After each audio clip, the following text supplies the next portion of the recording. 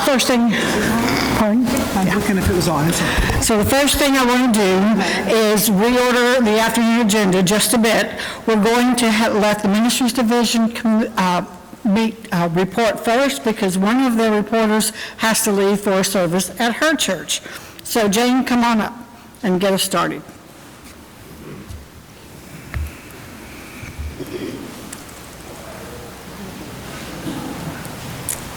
Thank you, Madam Moderator. I call on Lindsay Hatch, who chairs the Outreach Committee. Good afternoon. My name is Lindsay Hatch. I'm the chair of the Outreach Committee. I'm the one that has to be back at my church for service at 3, so I appreciate you moving us up in the docket. So here's my sales pitch. What happens to that Presbytery grant money that you don't apply for? You don't get it. All right, I know it was kind of lame, but now that I have your attention, we have Presbytery grant money, and it's not money that comes out of the general operating fund. It is money set aside for ministry, for your churches. So apply. And we have spent the last year kind of streamlining the grant process to make it easier for you. It may have been a little bit confusing in the past. We had several grants, and half of them you applied for under the Ministry Division Steering Committee. Half of them went through the Outreach Committee. Well, now they are all under the Outreach Committee, and we have made, instead of 4 grant forms, 1 universal grant application, which is in your packets today. You can also find it on the Presbytery's website, pbymnewcovenant.org. And we invite you to apply. We have extended the deadline, so the deadline is now April 30th. And when you come across that grant application, we would ask that you would read it in detail. So there's several things that we're asking for. We've tried, like we said, we tried to streamline it, minimize it, make it easy for you, but all of those pieces of information are important. So for example, it is really important that we have a contact person and a contact phone number, so that in case we have questions, we can contact you and ask you our questions so that we can make the best awards possible. So the grant process is changing a little bit this year, so you'll notice we have 1 universal grant application. We also have 1 universal grant deadline. So the deadline this year has been moved back to April 30th. The Outreach Committee will meet after April 30th to consider all the grant requests. We will ask our questions at that point. We may need to make some site visits. We'll come back together, and then we will award grants. So it may take us a little bit of time to get the money out to you. But again, please know that the Presbytery has been very intentional in this process to try to make it easier for you. We want to thank the Ministry Division Steering Committee that did the lion's share of getting that universal grant application together. The Outreach Committee just tweaked it a little bit, but you'll see it's a much easier process. That's good. That's my report. Thank you, Lindsay. And many thanks to the church growth, evangelism and church growth earlier. And now we're going to hear from the congregational resourcing. And so Shelley Hernandez is going to give that report. I'm going to give part of the report. Chris is going to give some more of the report. I'm here specifically to remind you guys, and if you don't already know about it, about the Leadership Enrichment Program. It's called Ignite the Fire 2019. It is April 6th at Pines Presbyterian Church, just down the street on the other side of Beltway. It's free.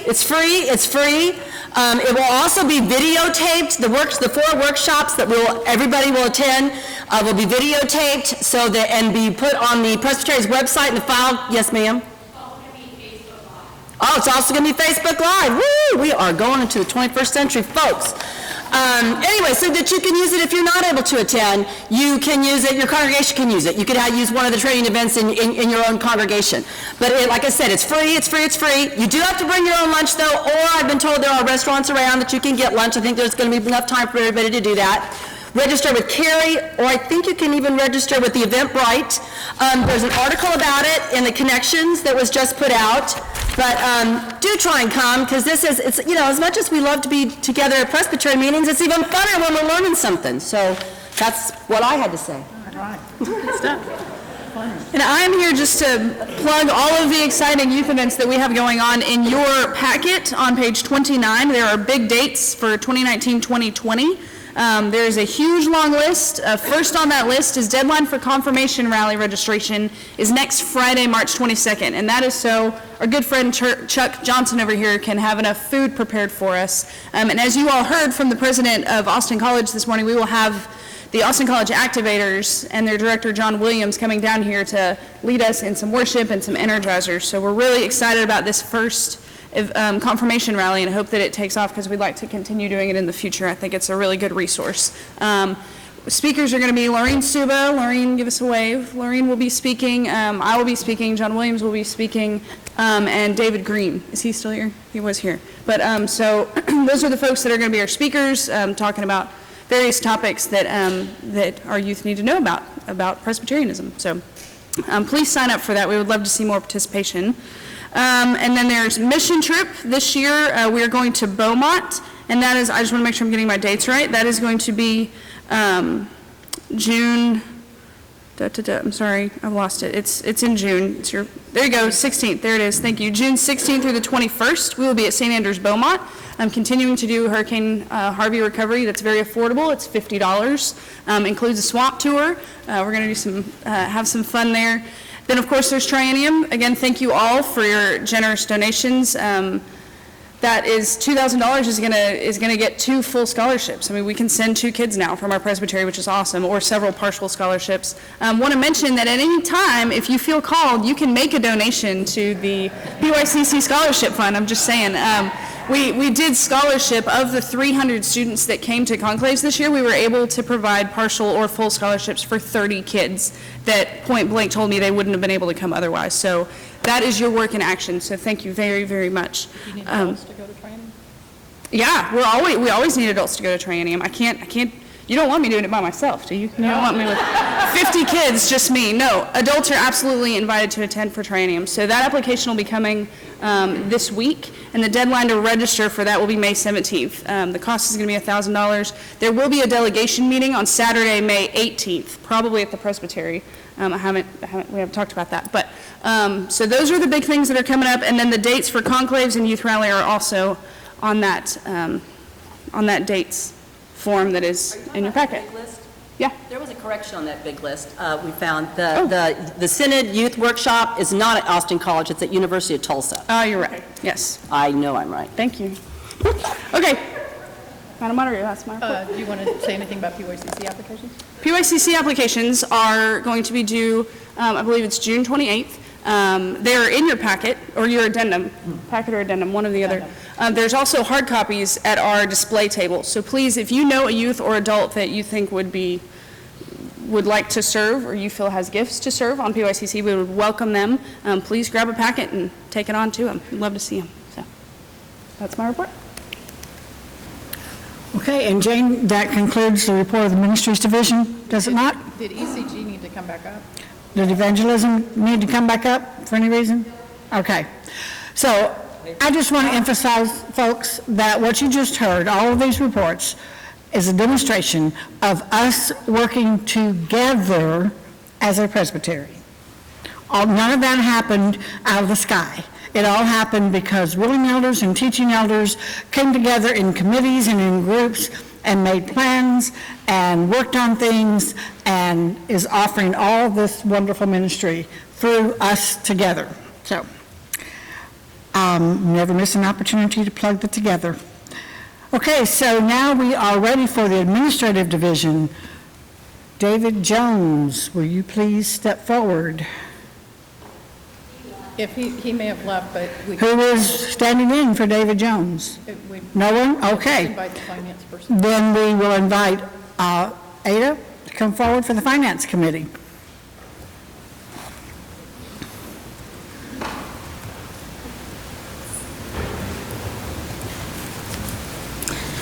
Good afternoon, everyone. In your addendum, page 15, that's where we're going to start.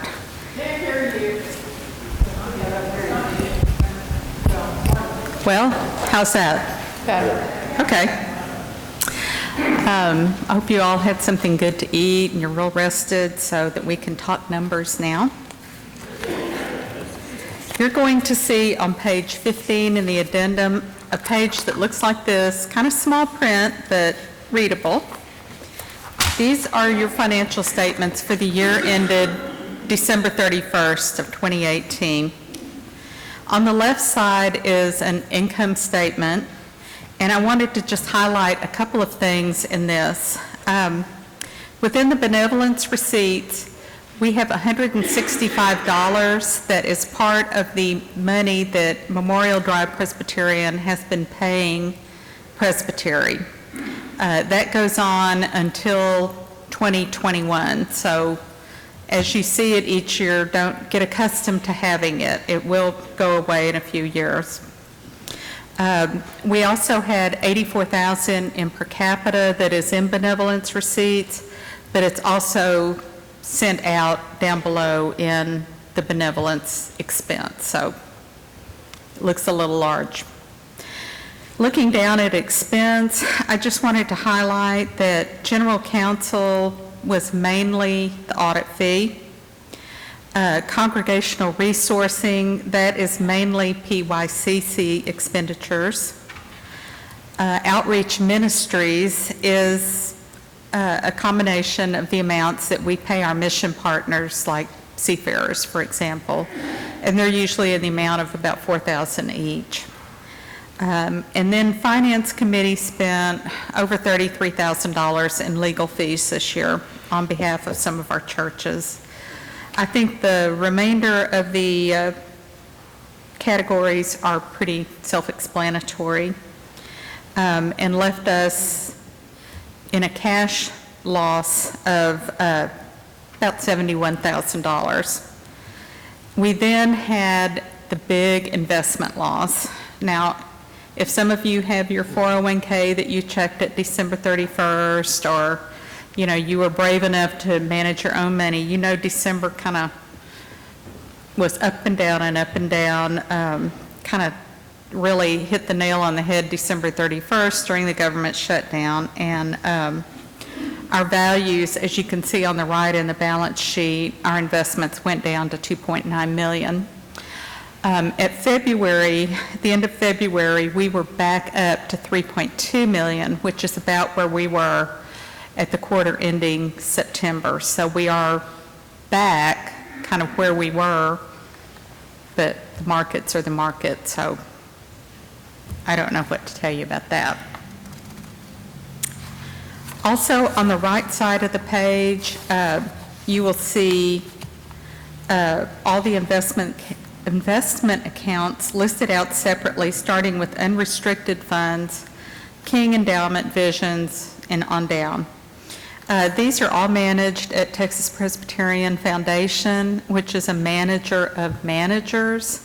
So it's not like we're buying a mutual fund share in Fidelity Fund A or something. These are actual shares or other items that are in our name that are bought for us. They have 28 managers, and we're as well prepared through them as anyone, I suppose, to weather any more downturns that may come. I've also listed over there individually the properties that we have for sale or lease or are leased. And everybody always asks about Looneyville, and yes, that's a real town, and it's up near Nacogdoches. Does anyone have a question? Yes.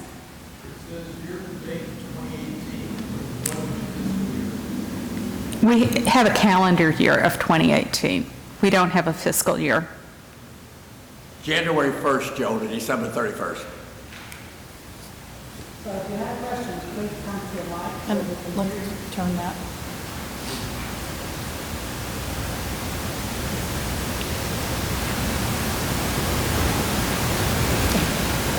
Questions? No questions. All right. If you flip over the page, I just want to also say, I put in a cash flow statement in there so you could see how our cash actually comes in and goes out. And you will see that we actually only delved into our savings about $31,000 at the end of the year, despite all of the ups and downs. I also put in a detail of what our note receivable schedule is going to be so that you can see how the funds play out through the year of different churches that are paying us money. So you will see the largest is Memorial Drive, and that will be done in 2021. Okay, next we have the budget. That starts on page 17, and it's much more detailed and bigger print, so you can look at it. We have prepared this acknowledging that we will not be in the building that we are in right now for potentially half the year.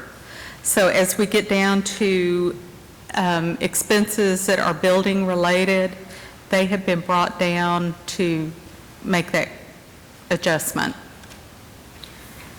We are anticipating using note payments to help us, and then also part of the money that we're going to get from dismissed churches.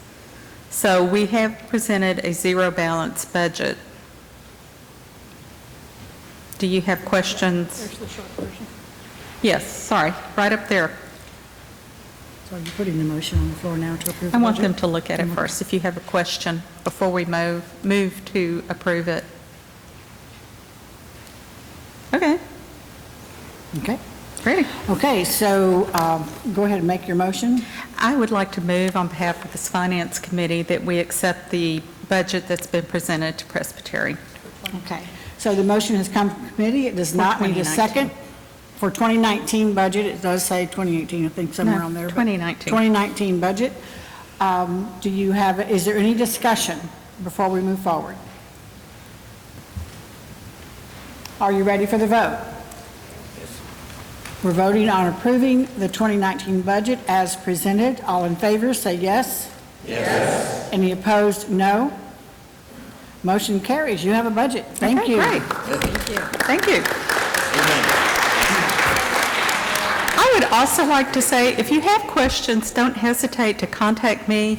Kathy Blyton is here. She is our treasurer for Presbytery, and we are both happy to answer any of your questions.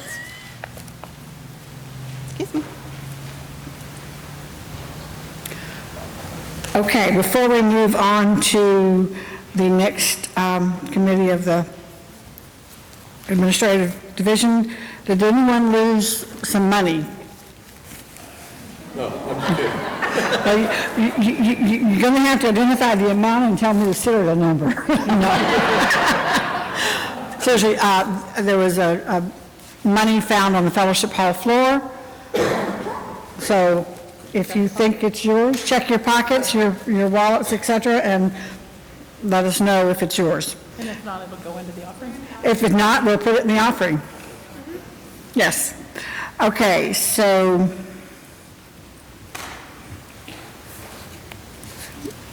Center Operations Committee does not have a report? Nope. Ecclesiastical Affairs, pardon? She's going in alphabetical order. Just give me a minute, we'll get there. Ecclesiastical Affairs Committee? We're here. We are here working. Plan the meeting. Okay, so my best guess is that takes us to the Personnel Committee report. By the time I get there, y'all can be up here. Come on.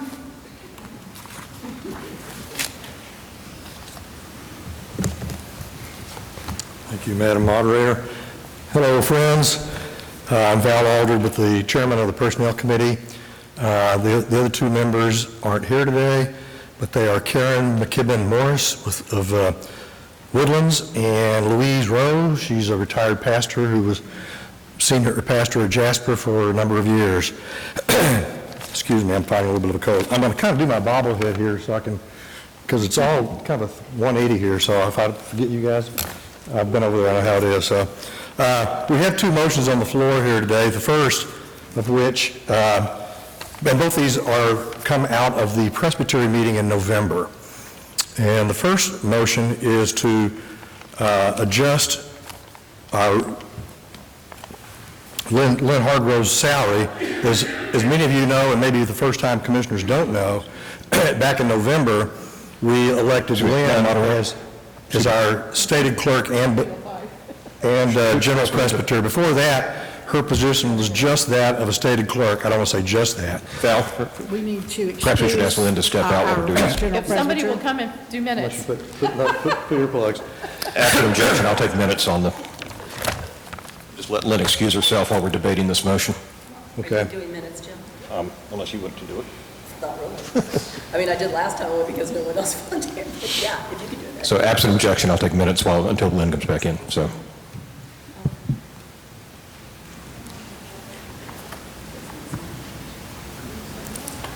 Okay. For the first-term commissioners, Lynn Hargrove was once before our stated clerk and only a stated clerk. Due to some conditions in our presbytery, we have, because of our size, we've shrunk, finances, and a few other things, we decided that it would be best, rather than hiring a full-time general presbyter, that we combine the general presbyter position and the stated clerk position into one person, one position, and Lynn Hargrove was elected as that person in the November Presbytery meeting. We recognized that at the time, or at least the Presbytery did, that she was vastly underpaid because she hadn't been elected to that position until that time she was elected. So the committee has come back at the request or the instruction of the Presbytery to now compensate her, all you guys, for her new role, titles, responsibilities, and position.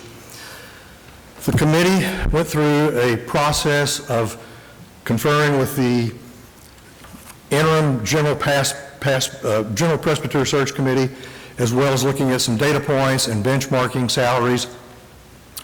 And we determined that the number that we proposed to you, $85,000, which is an effective salary, and what that means is that Lynn can designate how much of that is housing and how much of that is salary that she has to pay her taxes on. That's her discretion, how she wants to do that.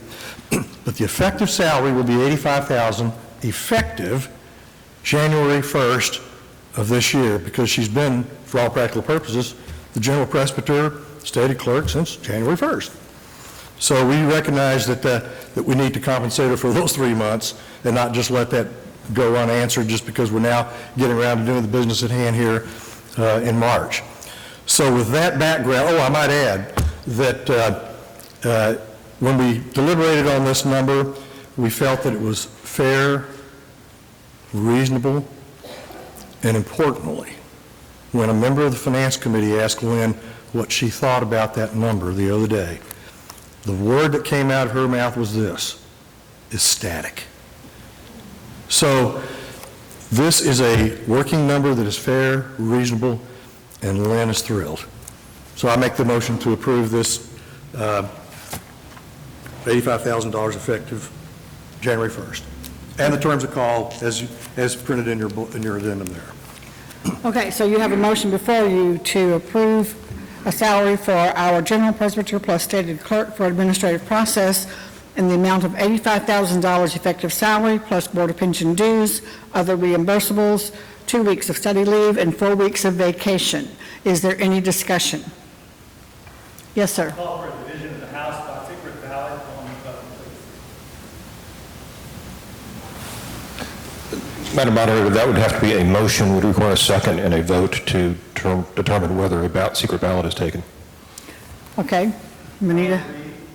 Interim Pastor Carolyn, I move that we vote by secret ballot, division of the House by secret ballot. Okay, is there a second to the motion?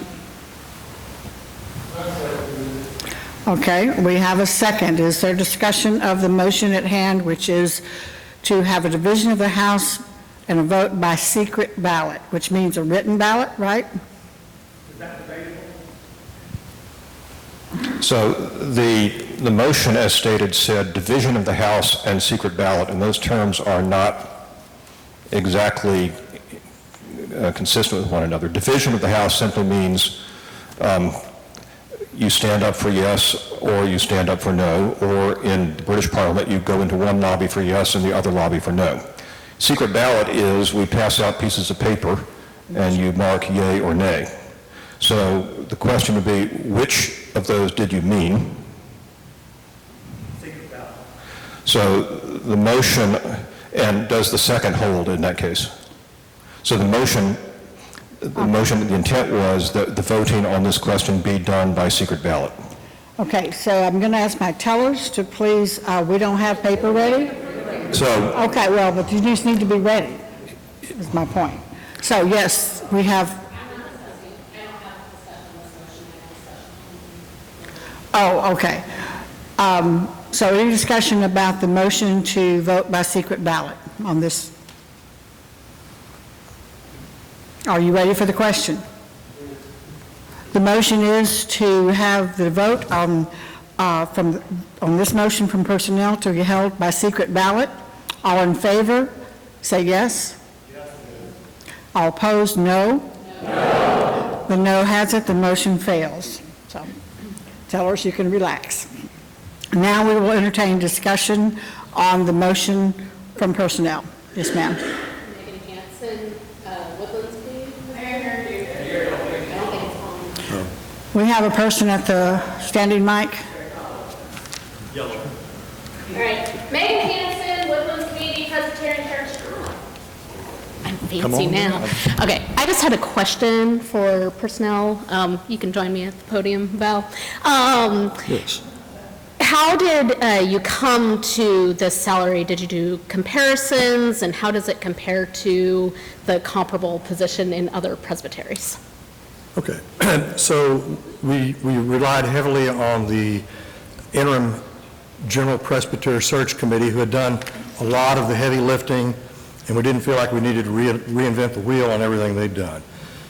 We did take some data from several presbyteries, but it was kind of hard to correlate salaries with members because all the data was not totally complete, though we did see a few instances. But we felt like this was a number, we prayed about it for one thing, and I think because this was a number that the search committee was working with before us, that it made sense to adopt it as well. I think Dave Coles, I don't know if y'all know who he is, but he was on that committee, and I think maybe some other folks might have been here as well. Kathy, I see Kathy and Christy as well. Jonathan, were you there too? Oh, Shelley. So they know what they've gone through. They could certainly speak better than I could probably for all that you guys did on that. But again, within our budget and with what's fair and reasonable, and remember, Lynn loves this number. She's not coming in here going, oh my God, oh my God. No, she is ecstatic. How can you beat that? Okay, thank you, Val. Any other questions, discussion? You want to come here? That's not working. It's on now? Okay. This is a question more of clarification. If I understood you correctly, I think you said that Lynn would get to decide how it was split between housing and not. The material in the packet shows it being split 50-50. I would think that would need to be designated as part of the terms of call. I could be wrong on that, but exactly what are we voting on? Is it a 50-50 split? I don't see where that's mentioned. Well, there's a... the motion is 85,000 as I read it on the pamphlet here. The material that I saw in here, I have to... I saw it also. It shows the detail that has all of it, and it shows it as being split. The numbers are equal. So what exactly are we doing? If we vote on 85 with her, is that even legal to give somebody the option to split it themselves? Page 26 of the addendum. Okay. It's letter I of number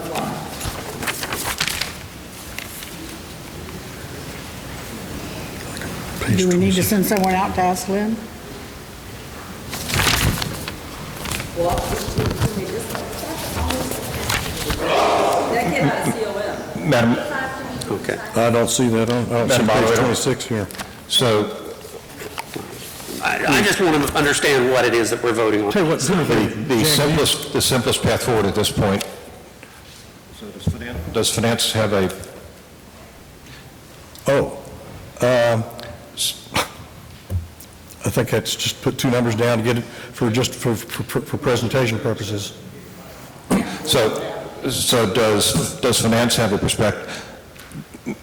I was just going to say, the IRS booklet 715 describes the whole thing about how ministers split their salaries. That is strictly a personal decision of the minister, and we set the salary maximum, and then they split accordingly. And it's a great question, Jan. I think it's just there to drop some numbers in for the presentation. The motion on the floor is calling for the $85,000 total. The additional detail in the addendum, I don't know whether that split comes from Lynn or not. So we're not voting on how she splits it out, and frankly, how she splits it out doesn't affect the bottom dollar because the Board of Pension dues are based on the effective salary. So it shouldn't be a problem. And again, the motion on the floor is with respect to the total. Yeah. So Ted, do you have another question or comment?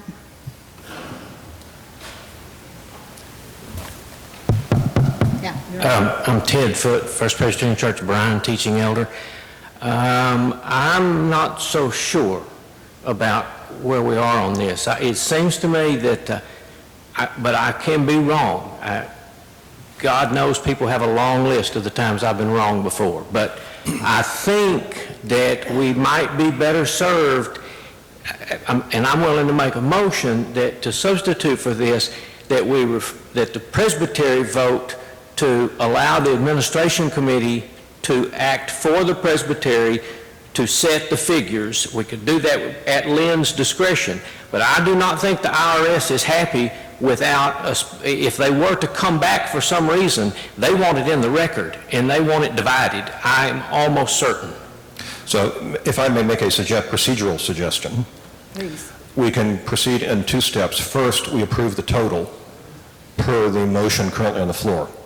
Then to address the concern that Ted and others have raised, Ted, if you can take a moment to write out the motion, that we authorize Personnel Committee or a different General committee, Counsel or something, whoever, The to approve the division between housing and salary per Lynn's instructions. Because we can't really have Lynn split that until she knows we've approved the total. But I believe Ted is correct that the IRS will want this body to have approved the split.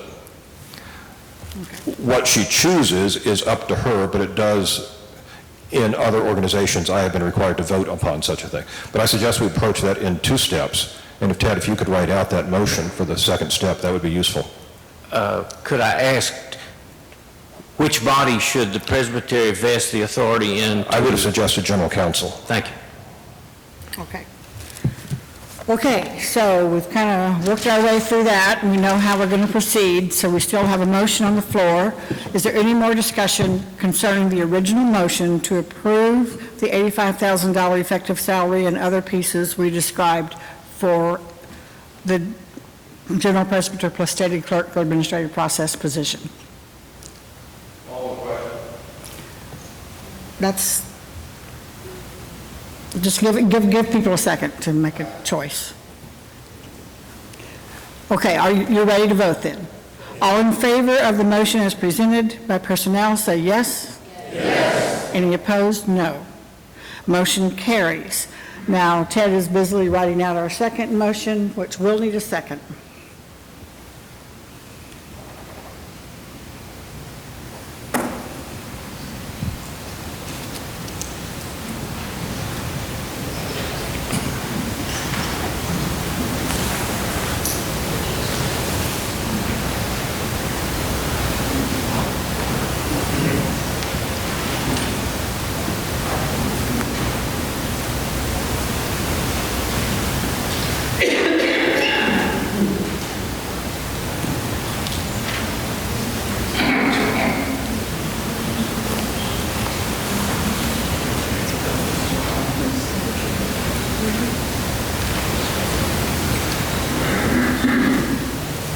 Okay, would you please read your motion, Ted?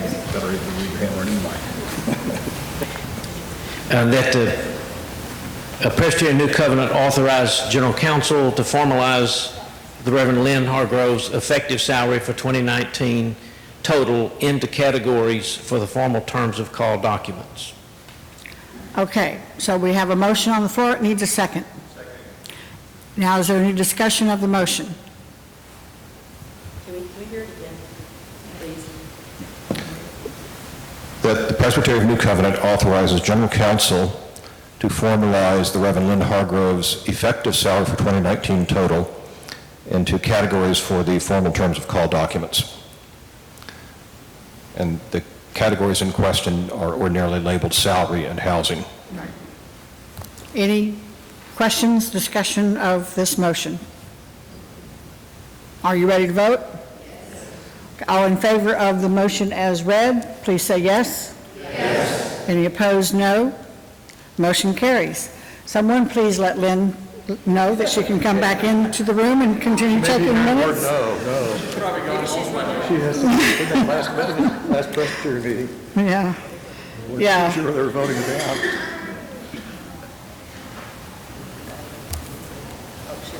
Here she is.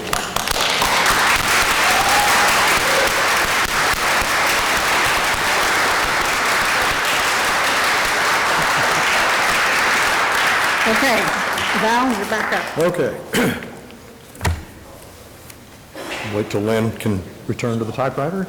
Is she now the minute take? Yeah, Okay, that's my job. okay, one of them. Have another motion from the Personnel Committee to elect John Lemon from St. Philip as, for a 3-year term as the stated clerk for judicial process. So all you first-term commissioners, let me explain this background to you.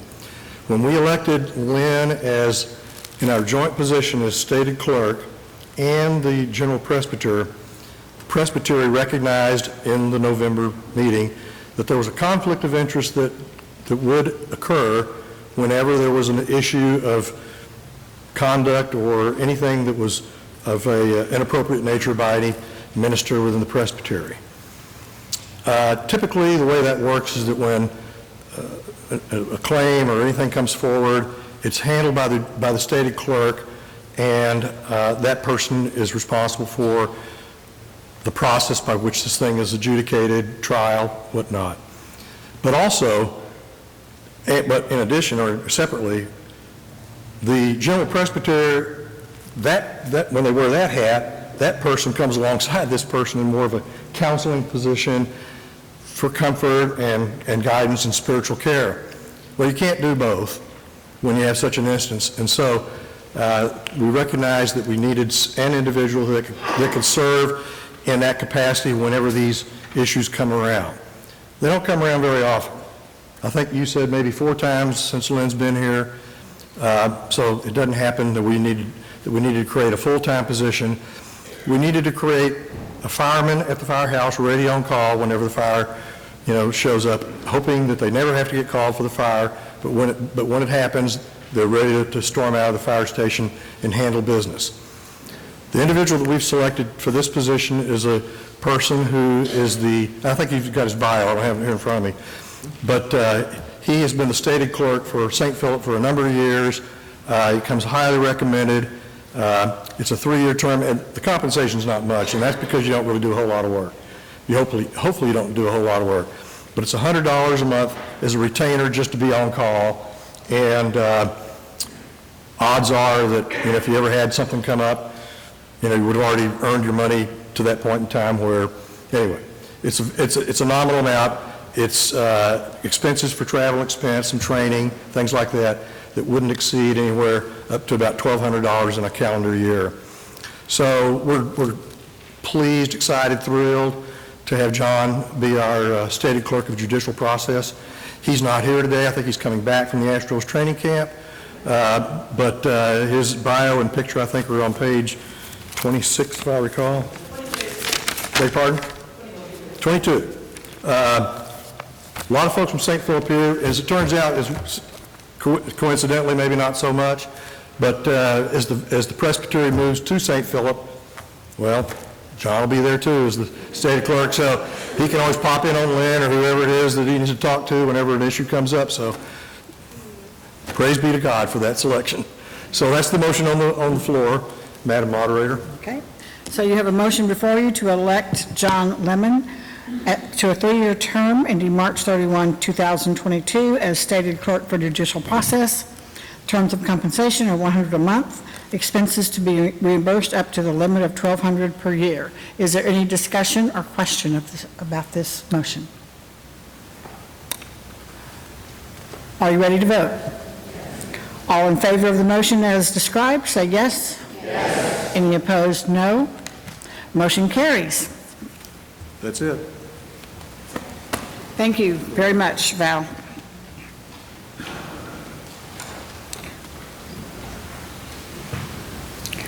Okay, we've done Ministries Division. Talked about that. Do you have anything else to report? We have nominating committee. Nominating committee. Okay, I We do. have Senate. And we have Senate. Yeah. So, and I do need to leave. So Gary, I'm going to ask you to please take over.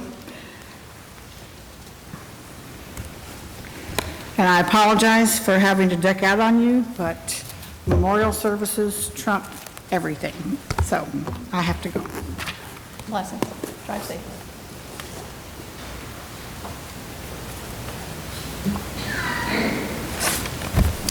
Report from the nominating committee. No report? No, Gary's right here. Oh, okay. Gary.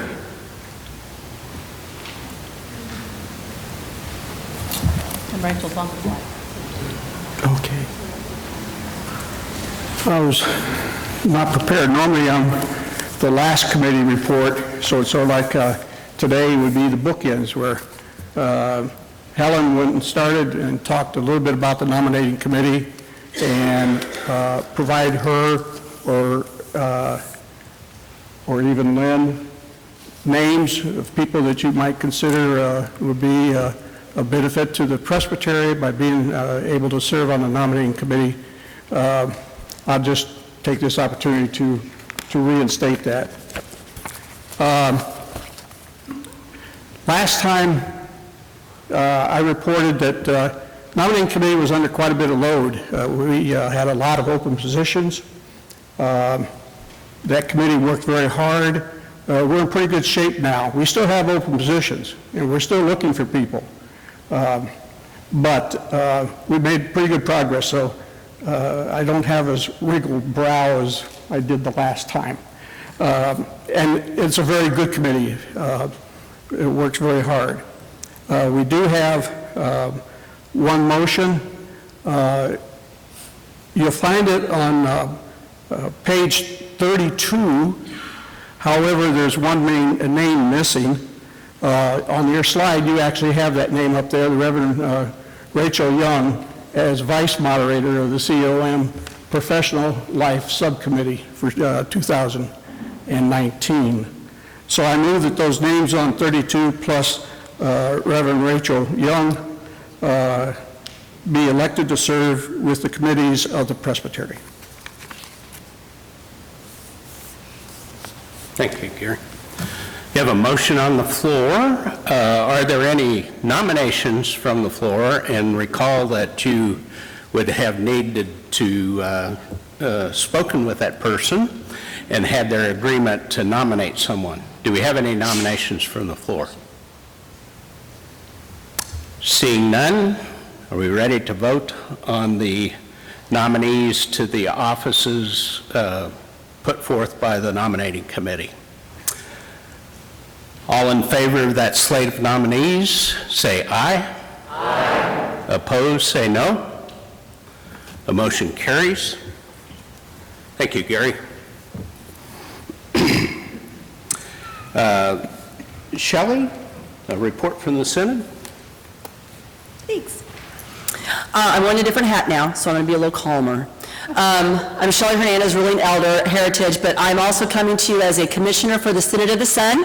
I am one of two. Stephen Hill from Huntsville is our second commissioner, and I would just like to bring just some update on what Synod's doing, because Synod does a lot of good stuff, and Synod is fun.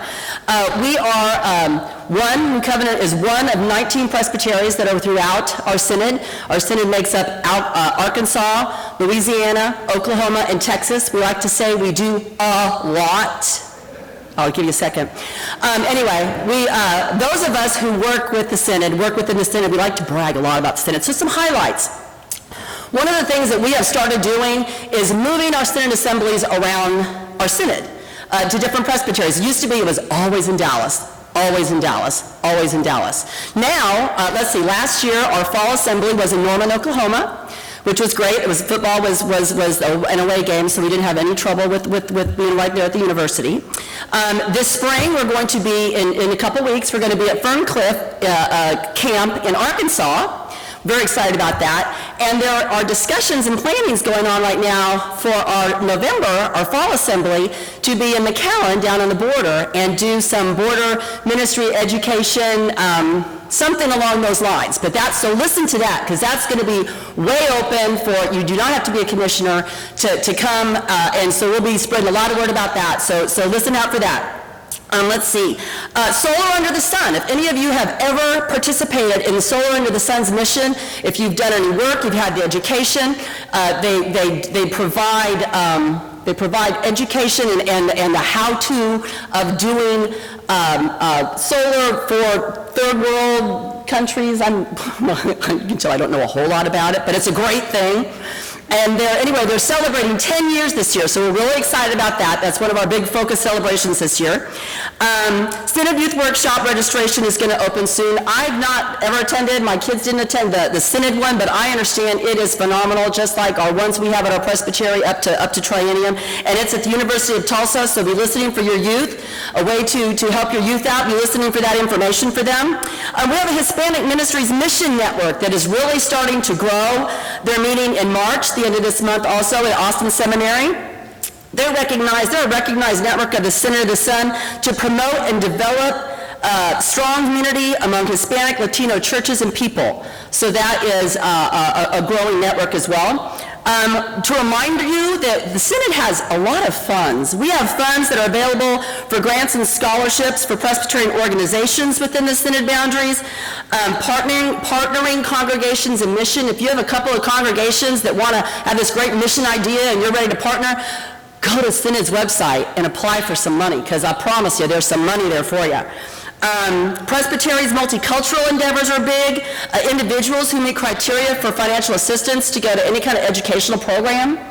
That's good. Go to our website, synodsun.org, and there's all kinds of information about grants and scholarships.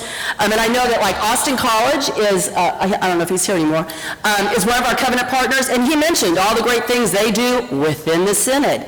So anyway, it's fun being in the Synod. If you have any questions, synodsun.org, or you can ask me, Valerie Young, our Synod leader was here as well. You can get with us and ask us anything you want to know. Thank you, guys.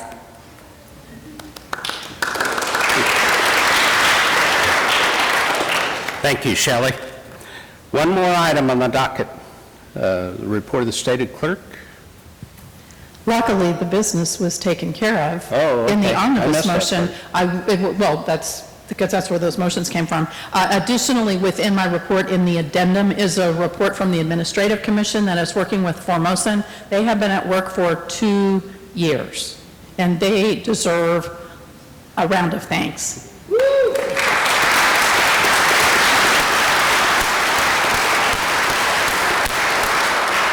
Both Nora and Mark are on that commission, as well as Janet Rainey, Tomas Spath, and Lemon Shu. Yeah, and I'm not sure quite when they might be done, and I know that it's been a long process. So please continue to pray for them and also for that particular congregation.